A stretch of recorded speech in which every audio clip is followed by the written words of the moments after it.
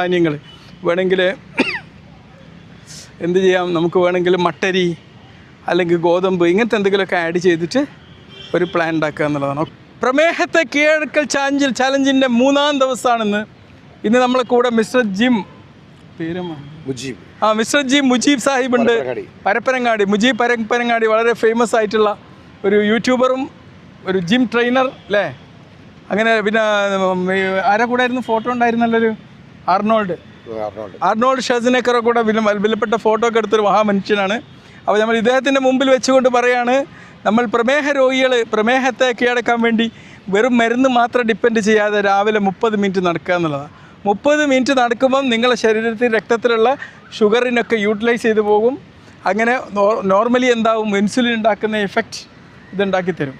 അത് മാത്രമല്ല, നമ്മൾ വ്യായാമം ചെയ്ത് കഴിഞ്ഞാൽ നമ്മുടെ മൂഡ് വളരെ സന്തോഷകരമായ ഒരു സ്റ്റേജിലുണ്ടാവും. അതും നമ്മുടെ പ്രമേഹം നിയന്ത്രിക്കാൻ